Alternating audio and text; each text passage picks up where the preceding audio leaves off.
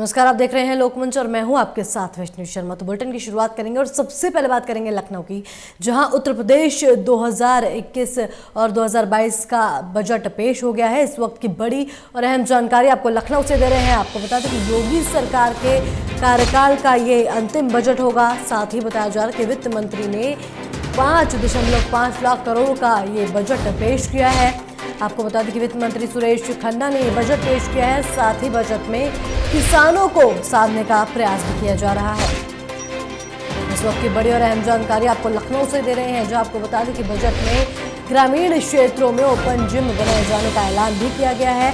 साथ ही कोरोना टीकाकरण के लिए 50 करोड़ का बजट, कानपुर मेट्रो रेल परियोजना के लिए 97 करोड़ रुपए भी दिए बजट में पेश किए गए हैं। साथ ही आपको बता दें कि जेवर एयरपोर्ट के लिए 200 करोड़ का बजट बताया गया है। इस वक्त की बड़ी और अहम जानकारी आपको लखनऊ से दे रहे हैं, जो आपको बता दें कि बजट में अयोध्या के लिए 140 करोड़ का ऐलान किया गया है। साथ ही हर जिले में एक मेडिकल कॉलेज बनाने का लक्ष्य भी बताया गया है। साथ ही आपको बता दें कि बजट में मेरठ को स्पोर्ट्स यूनिवर्सिटी का तोहफा भी मिला है।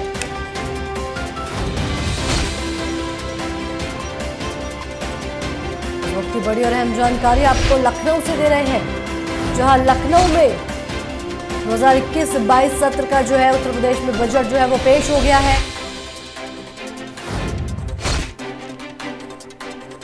आपको बता दें कि योगी सरकार के कार्यकाल का ये अंतिम बजट पेश हुआ है।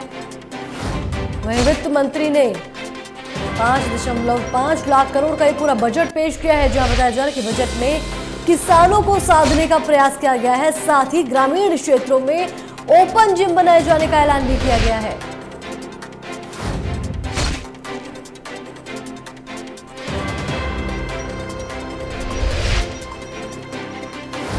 और इस खबर पर ज्यादा जानकारी के लिए लखनऊ से ब्यूरो चीफ आशीष हमारे साथ फोन लाइन पर जुड़ गए। जी आशीष, उत्तर प्रदेश 2021-22 सत्र का बजट पेश हुआ है, इसको लेकर क्या कुछ जानकारी आपके पास? बजट 2022 इलेक्शन आ रहा है जी, उसकी तैयारी के लिए पूरक बनाया गया है, जहां पर किसानों को, जो किसान अभी हाल ही में काफी धरने पर दिए इन्होंने, तो उन सबको पकड़ने के लिए बजट में उनके लिए विशेष जगह दी गई है जी, जहां 2 करोड़ 40 लाख किसानों को सम्मान निधि दी गई है। वहीं 700 करोड़ नहरें, मतलब जितना भी बजट है उनका बजट पूरा अर्बन और गांव देहातों के लिए पूरा बनाया गया है, जिसमें किसानों को विशेष तरजीह दी गई है इस बजट में। जी आशीष, महिलाओं को लेकर क्या कुछ घोषणा की गई है इसमें? जी, महिलाओं के लिए इन्होंने सामर्थ्य योजना चलाई है, उसके लिए उन्होंने 200 करोड़ रुपए दिया है जी, और 32 करोड़ रुपए लगभग महिला शक्ति केंद्रों को, महिलाओं को सशक्त बनाने के लिए, मजबूत करने के लिए उन्होंने करीब 32 करोड़ रुपए इस बजट में ऐलान किए हैं। जी आशीष, बहुत बहुत शुक्रिया आपका इस खबर पर तमाम जानकारी के लिए।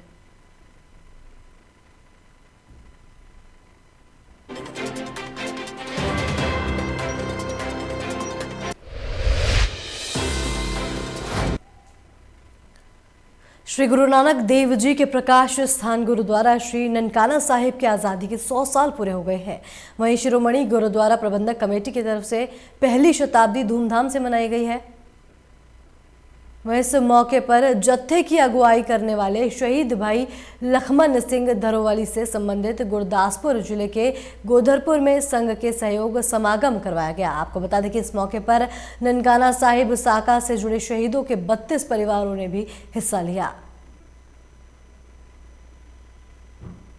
आपको बता दें कि SGPC ने धूमधाम से पहली शताब्दी मनाई है। बताया जा रहा है कि श्री गुरु नानक देव जी के प्रकाश स्थान गुरुद्वारा श्री ननकाना साहिब के आज़ादी के 100 साल पूरे हो गए हैं। वहीं शिरोमणि गुरुद्वारा प्रबंधक कमेटी की तरफ से शताब्दी धूमधाम से मनाई गई। साथ ही आपको बता दें कि इस मौके पर जत्थे की अगुवाई करने वाले शहीद भाई लखमन सिंह धरोवली से संबंधित गुरदासपुर जिले के गोधरपुर में संघ के सहयोग समागम करवाया गया। वहीं इस मौके पर ननकाना साहिब साका से जुड़े शहीदों के 32 परिवारों ने भी हिस्सा लिया।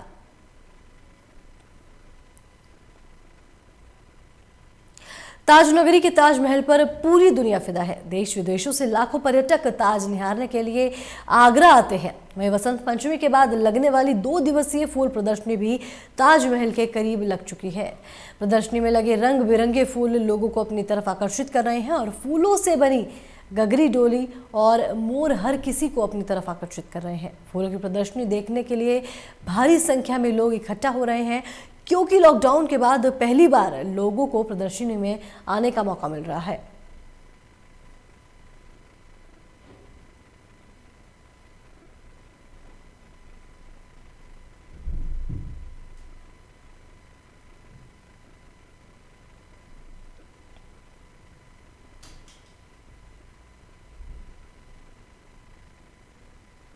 बजट पेश होने के बाद सीएम योगी क्या कुछ कह रहे हैं, आइए आपको सुनाते हैं। को देखते हुए इसमें हम लोग उसको क्रिएट कर रहे हैं, लेकिन फिर भी ये योजना प्रदेश के अंदर लोकप्रिय हुई है और अन्य राज्यों में भी इसकी डिमांड हुई है। हम लोगों ने एक व्यवस्था इसके साथ जोड़ी है। इन प्रतियोगी परीक्षाओं के लिए, चाहे वह यूपीएससी का हो या प्रदेश के पीसीएस का हो या फिर बैंकिंग का हो, रेलवे का हो या फिर नीट या आईआईटी जेईई के लिए या एनडीए सीडीएस के लिए जो बच्चे तैयारी करते हैं, तो उनको हम इसका एक प्लेटफॉर्म मुख्यमंत्री अभ्युदय योजना से प्रारंभ कर ही रहे हैं। लेकिन साथ साथ इसमें जो भी पात्रता की श्रेणी में बच्चे आएंगे उनके लिए टैबलेट की व्यवस्था भी हम लोगों ने इस योजना के अंतर्गत आज घोषित किया है। उन्हें एक एक टैबलेट भी उपलब्ध कराएंगे, क्योंकि जो बच्चे वर्चुअली इस क्लास के साथ जुड़ेंगे उनके लिए टैबलेट आवश्यक और टैबलेट की व्यवस्था का प्रावधान आज के इस बजट में उनके लिए किया गया है। इसके अलावा प्रदेश के अंदर 18 कमिश्नरी हैं। हमारे पास लखनऊ में देश का पहला सैनिक स्कूल है, 3 अन्य सैनिक स्कूल प्रस्तावित निर्माणाधीन है, एक गोरखपुर में प्रस्तावित है। लेकिन इस सब के बावजूद हमारे कुछ कमिश्नरी ऐसे हैं, 18 कमिश्नरी हैं, और 18 कमिश्नरी में से जो कमिश्नरी शेष बची हैं जिनमें कोई सैनिक स्कूल नहीं है, उसमें एक एक सैनिक स्कूल को भी हम लोगों ने आज प्रस्तावित किया है कि एक एक सैनिक स्कूल उस कमिश्नरी के अंदर किसी एक जनपद में स्थापित करने की कार्य योजना हम इसके साथ बनाएंगे। संस्कृत पढ़ने वाले बच्चों के लिए, उनके लिए सबसे बड़ी समस्या होती है कि उनकी लॉजिंग और फूडिंग की व्यवस्था नहीं हो पाती है, जिससे विद्यालयों में भी उपस्थिति नहीं रहती है और साथ साथ स्वाभाविक रूप से बच्चे नहीं आ पाते हैं तो विद्यालयों में भी उपस्थिति कम रहती है और उन बच्चों के सामने भी। अब हम लोगों ने एक व्यवस्था प्रारंभ की है। बजट में एक प्रावधान कर दिया गया कि जिन आश्रमों में सुविधा होगी तो गुरुकुल पद्धति से अगर वे लॉजिंग की व्यवस्था करेंगे तो उनकी लॉजिंग और फूडिंग के लिए सरकार इसके लिए व्यवस्था करेगी। और इसमें हम गुरुकुल पद्धति को पुनर्जीवित करने के लिए संस्कृत पाठ्यक्रम को और मजबूती से आगे बढ़ाने के उन बच्चों की लॉजिंग और फूडिंग की सुविधा के लिए सरकार इसमें सहयोग करेगी और ये कार्यक्रम आगे बढ़ेंगे। प्रदेश के अंदर खेलकूद और खेल विकास और खेलकूद के लिए भी प्रोत्साहन के लिए प्रदेश सरकार ने व्यवस्था की है। हम लोगों ने प्रदेश के अंदर पहले से हमारी योजना चली, हर गांव में खेल का मैदान होना चाहिए। खेल के मैदान के साथ साथ ओपन जिम की स्थापना भी वहां पर हो, जिससे बच्चों के अंदर अपने स्वास्थ्य के प्रति एक नई जागरूकता पैदा हो सके। यह कार्य हम प्रारंभ कर रहे हैं। पीआरडी के भी सशक्तिकरण करने की दिशा में भी एक कार्यक्रम बनाए जा रहे हैं।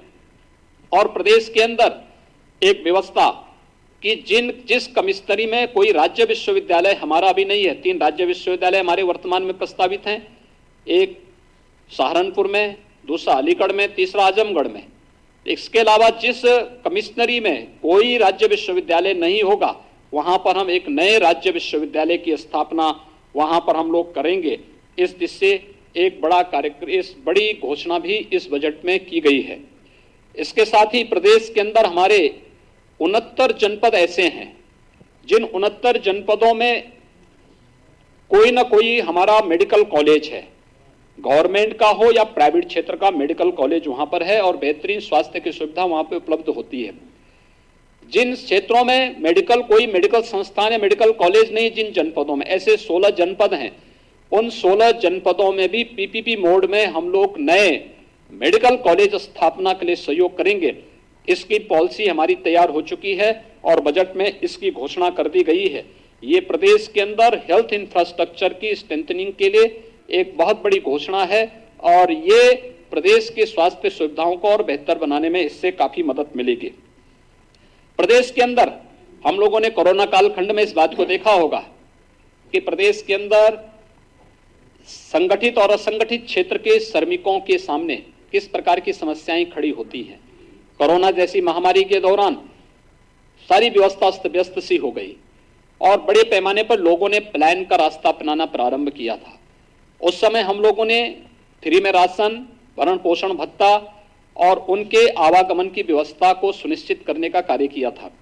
इस बार हम लोगों ने व्यवस्था की है कि संगठित और असंगठित क्षेत्र के मजदूरों को लो हम श्रम विभाग की योजनाओं से उन्हें आच्छादित करते हैं, जिनके लिए हम लोगों ने विगत वर्ष 18 अटल आवासीय विद्यालय उनके बच्चों के लिए प्रारंभ करने की कार्रवाई प्रारंभ की है। वर्तमान में उनकी भी कार्रवाई तेजी से चल रही है, जिसमें हम उन सभी बच्चों को जिनके रजिस्टर्ड श्रमिक हैं उनके बच्चों को ला करके 6 से 12वीं तक की और आवश्यकता पड़ेगी उससे आगे की भी व्यवस्था हम करेंगे।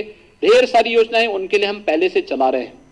श्रम विभाग के द्वारा ही उन्हें हम न केवल उन लोगों को वहां पे हम लोगों ने पहले से ही स्वास्थ्य बीमा की बल्कि सामाजिक सुरक्षा की गारंटी भी वहां पर उपलब्ध कराई है। पहली बार असंगठित क्षेत्र के उन मजदूरों के लिए जिनकी संख्या अगर अकेले प्रदेश के अंदर ही हम देखेंगे लगभग 1 करोड़ से अधिक है। 40 लाख प्रवासी कामगार और श्रमिक तो केवल प्रदेश में ही आए थे कोरोना कालखंड में। इसके अलावा एग्रीकल्चर के क्षेत्र में काम करने वाले, ठेला, खोमचा, रेहड़ी लगाने वाले, पल्लेदार, कुली, ये जितने भी हैं ये असंगठित क्षेत्र के वे लोग हैं जिनका कोई पुरसा हल नहीं। प्रदेश सरकार ने एक व्यवस्था की है कि असंगठित क्षेत्र के हर व्यक्ति को हम लोग उसका रजिस्ट्रेशन, उनका रजिस्ट्रेशन की कार्रवाई करने जा रहे हैं और उन सभी को 2 लाख रुपए की सामाजिक सुरक्षा की गारंटी प्रदेश सरकार उन्हें उपलब्ध कराएगी। और साथ साथ प्रदेश के अंदर हम लोग असंगठित क्षेत्र के प्रत्येक व्यक्ति को जो असंगठित क्षेत्र का मजदूर है उसे 5 लाख रुपए की स्वास्थ्य बीमा की भी कवर मुख्यमंत्री जन आरोग्य योजना के अंतर्गत हम उन्हें देने जा रहे हैं। ये बड़ी योजनाएं इस क्षेत्र में उन लोगों के लिए उपलब्ध कराई जा रही हैं जो लोग अब तक इन सभी योजनाओं से वंचित थे और एक प्रकार से अव्यवस्थित से और खानाबदोशी उनके जीवन से था, उसको व्यवस्थित बनाने के लिए लगभग 1 करोड़ से अधिक असंगठित क्षेत्र के लोग और 1 करोड़ से अधिक संगठित क्षेत्र से जुड़े हुए मजदूर इससे लाभान्वित होंगे। किसानों के हित के लिए एक नई घोषणा भी आज इस बजट में की गई है और वह है निराश्रित गौआश्रय स्थलों के लिए। आप सब जानते हैं कि लगभग प्रदेश के अंदर अब तक हम लोग प्रदेश के अंदर 5.5 लाख से अधिक गौवंश हमारे पास सरकार के द्वारा संचालित निराश्रित गौ आश्रय स्थलों में उनकी व्यवस्था और उनकी सुरक्षा की जा रही है, उनके खान पान की व्यवस्था, उनके रखने की व्यवस्था की गई है। लेकिन हमने इसके साथ ही एक व्यवस्था और की थी जिसमें मुख्यमंत्री निराश्रित बेसहारा गोवंश सहभागिता योजना थी। इसमें भी 74,000 गोवंश को हम लोगों ने किसान परिवारों को दिया, जिसमें हम 900 रुपये हर गोवंश उस किसान परिवार को उपलब्ध कराते हैं। लेकिन सरकार ने तय किया है हर न्याय पंचायत स्तर पर भी एक निराश्रित गौ आश्रय स्थल होना चाहिए और इस बार बजट में निराश्रित गौ आश्रय स्थलों की व्यवस्था के लिए भी धनराशि की व्यवस्था की गई है, जिसको हम स्थानीय एनजीओ के माध्यम से उसको संचालित करने का कार्य करवाएंगे। इंफ्रास्ट्रक्चर और वहाँ की जो लैंड होगी ये सरकार की होगी और एनजीओ की साथ मदद से हम इसको संचालित करने का कार्य करेंगे। इसके साथ ही नगरीय क्षेत्रों में भी हम इस प्रकार की योजना को संचालित करने का कार्य करेंगे और ये कार्य आगे बढ़ने के साथ ही वाराणसी में गोकुल ग्राम की तर्ज पर प्रदेश के अंदर भी हर न्याय पंचायत स्तर पर फिर बाद में इस गोकुल ग्राम के रूप में इस तर्ज पर इसको आगे बढ़ाने की एक बृहद कार्य योजना को हम आगे बढ़ा रहे हैं। और निराश्रित गोवंश की नस्ल सुधार की दिशा में भी एक नई कार्य योजना की घोषणा आज यहाँ पर की गई है।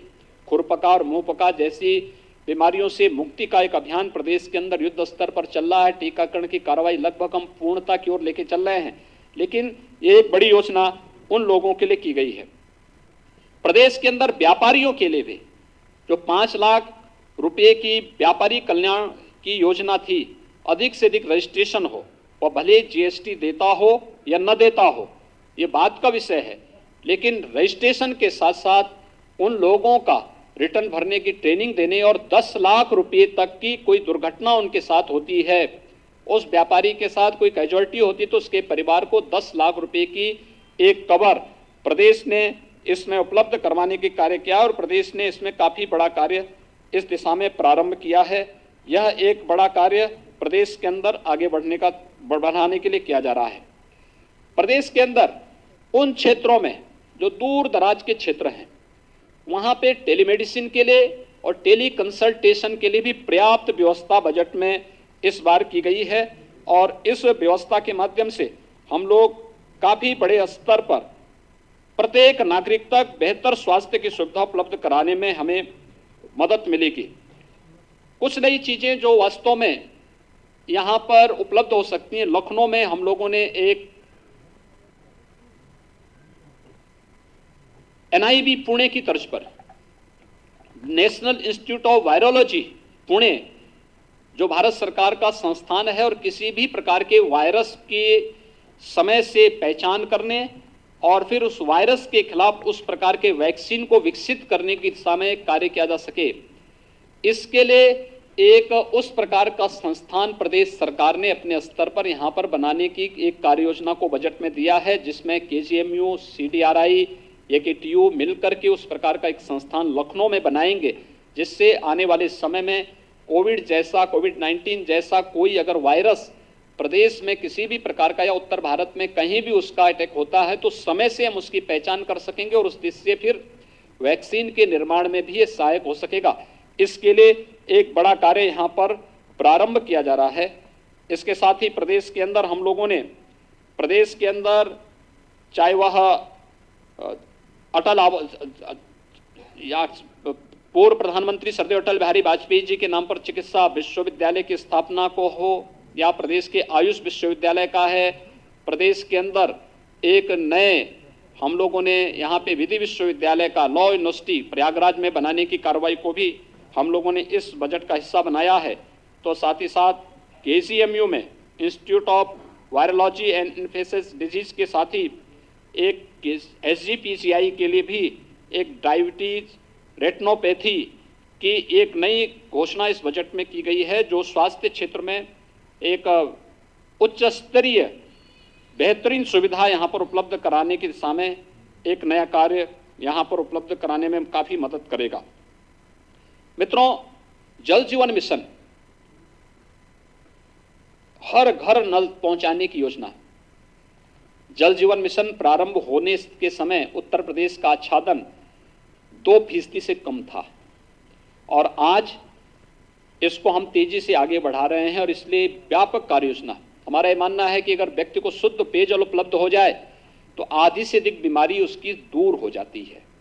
हम लोगों ने पूर्वी उत्तर प्रदेश में आदरणीय प्रधानमंत्री जी के मार्गदर्शन में, उनकी प्रेरणा से इंसेफ्लाइटिस की समस्या का समाधान करने में काफी बड़ी मदद हमें मिली है। इसमें हमारे 2 आधार थे। एक था स्वच्छ भारत अभियान, हर परिवार के पास एक शौचालय उपलब्ध कराना, और दूसरा था शुद्ध पेयजल की आपूर्ति। 38 जनपदों में प्रतिवर्ष 1200 से 1500 जिन बच्चों की मौत होती थी, 1 से 15 वर्ष तक के बच्चों की लगभग 1200 से 1500 मौतें प्रतिवर्ष होती थी। पिछले 4 वर्ष के दौरान अंतर विभागीय समन्वय के माध्यम से हम लोगों ने एक जो प्रयास प्रारंभ किया, उसका परिणाम है बीमारी पे 75% नियंत्रण करने और मौत पर 95% तक नियंत्रण करने में हमें सफलता प्राप्त हुई है। एक बड़ी सफलता इसमें प्राप्त हुई है और अब उसी दिशा में नए प्रयास प्रारंभ करने के लिए हर घर नल की इस योजना को भी हम, जिससे प्रदेश के अंदर बुंदेलखंड का क्षेत्र हो, बिंद का क्षेत्र हो, आर्सेनिक, फ्लोराइड या खारा पानी की समस्या से जो क्षेत्र जूझ रहे हैं या जहां पे अन्य समस्याएं हैं, उन सभी को ग्रामीण और शहरी दोनों के लिए लगभग 17,000 करोड़ रुपए की बड़ी व्यवस्था बजट में की गई है, जिससे हर एक व्यक्ति को शुद्ध पेयजल की आपूर्ति हम कर सकेंगे।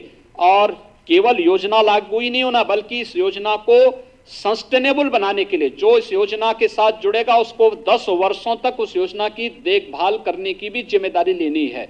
ये इसके साथ जोड़ा जा रहा है, इसलिए एक बड़ा कार्य इसमें ग्रामीण और शहरी क्षेत्रों के साथ इसको जोड़ने का प्रयास प्रारंभ किया गया है।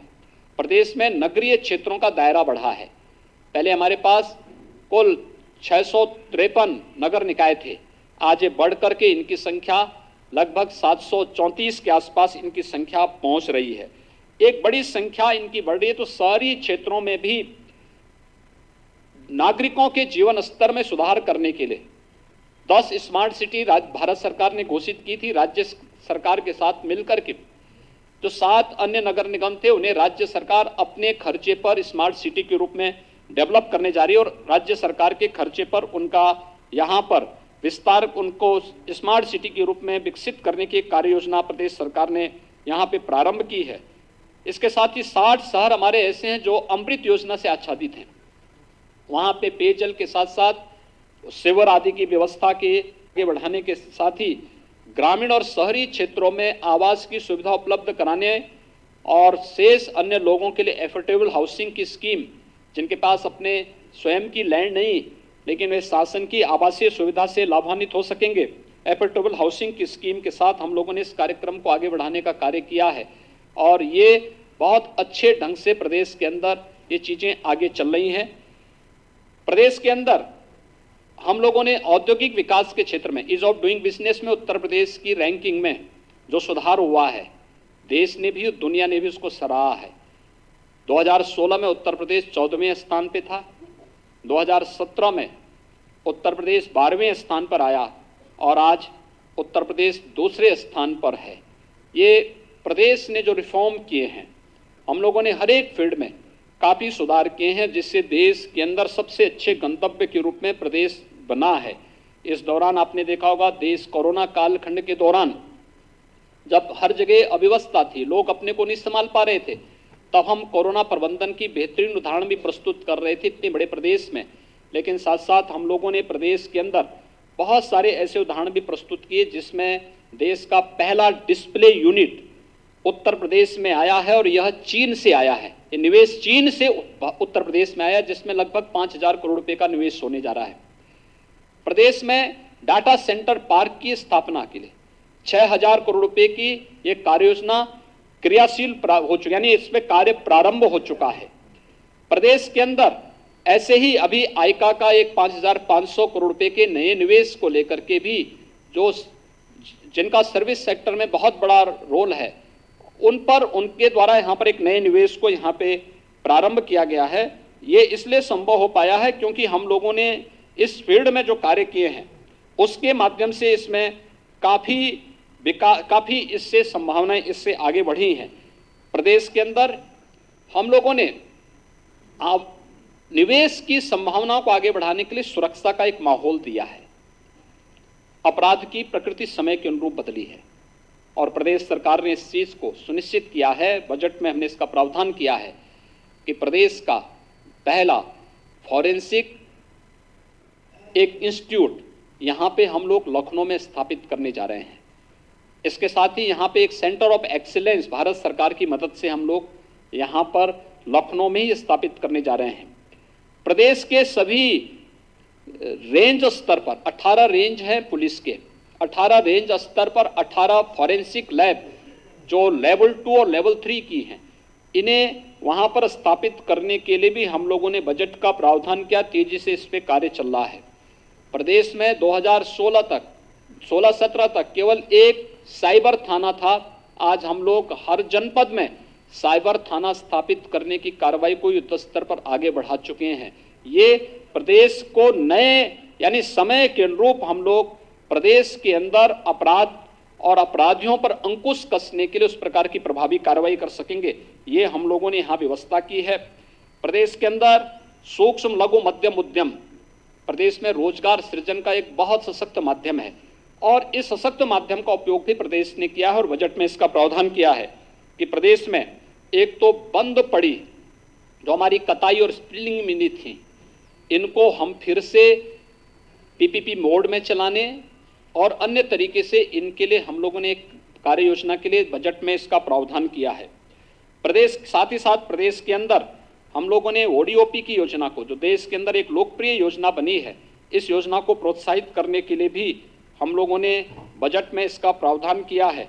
और साथ साथ प्रदेश के अंदर एमएसएमई सेक्टर में उद्योग लगाने के लिए 1000 दिनों तक आपको किसी भी प्रकार की कोई भी लाइसेंस की आवश्यकता नहीं पड़ेगी। आप जाइए, अपना यूनिट लगाइए और 1000 दिन के अंदर बाकी औपचारिकताओं को आप पूर्ण करिए। ऐसा नहीं कि लाइसेंस के अभाव में या एनओसी के अभाव में आप अपना कार्य नहीं कर पा रहे हैं। एमएसएमई को इससे हमने मुक्त करते हुए और उसमें अन्य जो रिफॉर्म करने थे, ये भी रिफॉर्म करने वाला उत्तर प्रदेश पहला राज्य है। और उस दिशा में तेजी से विकास करने के साथ ही प्रदेश में जो भी इस क्षेत्र में युवा कार्य करना चाहते हैं, ऐसे युवाओं के लिए मुख्यमंत्री युवा रोजगार योजना के अंतर्गत भी धन की व्यवस्था हम लोगों ने बजट में प्रावधानित की है। प्रदेश के अंदर इंफ्रास्ट्रक्चर डेवलपमेंट के लिए आप सब जानते हैं पूर्वांचल एक्सप्रेसवे हमारा, इस पर विकास ये कार्य लगभग 80% पूर्ण होने जा रहा है। इसी प्रकार से बुंदेलखंड एक्सप्रेसवे, इस पर लगभग 50% का कार्य हमारा पूर्ण हो चुका है। गोरखपुर लिंक एक्सप्रेसवे लगभग 25% से अधिक कार्य हमारा यहाँ पर तेजी के साथ आगे बढ़ चुका है। बलिया लिंक एक्सप्रेसवे, इसकी कार्य योजना को सरकार ने अपनी सैद्धांतिक मंजूरी दे दी है और अब हम एक नए एक्सप्रेसवे के साथ आगे बढ़ रहे हैं। यह है गंगा एक्सप्रेसवे, मेरठ से प्रयागराज तक। एक बड़े एक्सप्रेसवे के लिए जमीन अधिग्रहण की कार्रवाई के लिए धनराशि की व्यवस्था इस बजट में की जा रही है। इसके साथ ही प्रदेश के अंदर जो अवशेष हमारी इंटर स्टेट इंटरनेशनल कनेक्टिविटी है, उसको 4 लेन से जोड़ने के लिए भी, हमारे प्रदेश के अंदर जिला मुख्यालयों को 4 लेन से जोड़ने के लिए भी, ग्रामीण क्षेत्र में जिन क्षेत्रों में आज तक कनेक्टिविटी नहीं हो पाई है, उस हर गांव को भी सड़क की कनेक्टिविटी से प्रधानमंत्री सड़क योजना के माध्यम से या फिर प्रदेश सरकार की ही किसी योजना के माध्यम से जोड़ने के लिए भी हम लोगों ने बजट में इसका प्रावधान किया है। और हर गांव डिजिटल होगा। आपने देखा होगा हर गांव में ग्राम सचिवालय के निर्माण की कार्रवाई युद्ध स्तर पर प्रदेश के अंदर वर्तमान में चल रही है। कोरोना कालखंड में ही हमने इस योगा इसे आगे बढ़ाया था। हर एक गांव में कॉमन सर्विस सेंटर बना करके, और कॉमन सर्विस सेंटर में ही अब गांव में ही आय प्रमाण पत्र, मूल निवास प्रमाण पत्र, जाति प्रमाण पत्र, ये गांव में ही डिजिटली प्राप्त होगा।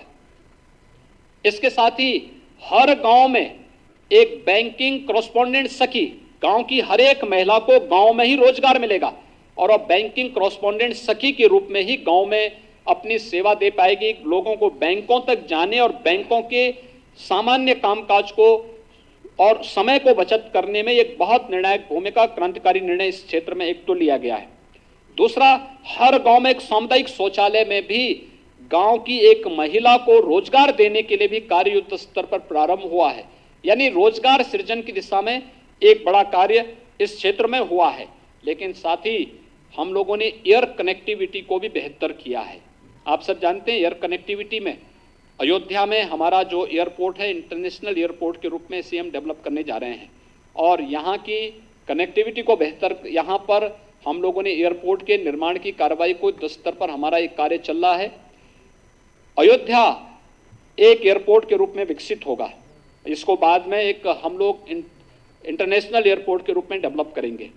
जेवर एयरपोर्ट, पहले वहाँ पे एक व्यवस्था थी कि वहाँ पे जो केवल 2 वहाँ पे एयर स्ट्रिप बनेंगे, लेकिन अब उससे बढ़ा करके 6 तक विस्तार देने के कार्य योजना के लिए धनराशि की व्यवस्था इस बजट में की गई है।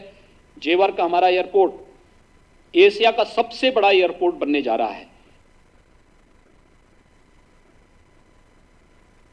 सीएम योगी ने प्रेस वार्ता की है। साथ ही बताया जा रहा है जो बजट पेश किया गया है वित्त मंत्री ने पेश किया है, जिसमें 5.5 लाख करोड़ का बजट रखा गया था। वहीं आपको बता दूं कि किसानों को साधने का भी प्रयास किया गया था इस बजट में और ग्रामीण क्षेत्रों में ओपन जिम बनाए जाने का ऐलान भी किया गया था।